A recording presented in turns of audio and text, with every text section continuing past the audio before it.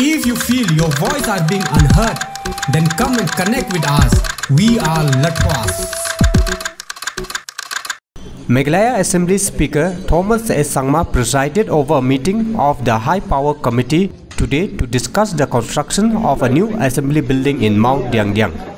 The meeting was attended by Deputy Speaker Timothy D. Sira, Chief Minister Conrad Sangma, Deputy CM Parliamentary in charge PWD Roads Preston Tinsong, Deputy Chief Minister in charge Urban Affairs Snyo Bhalang Dhar, Legislator Rupert G. Momin, Charles Springgroup, Lakman Rimboy, Bantaydor Lingdo and senior government officials. The members also conducted on-spot inspection of the site.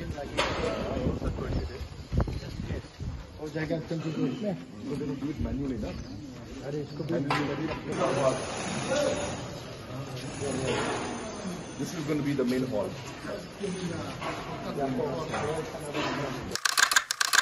If you feel your voice are being unheard, then come and connect with us. We are Latwas.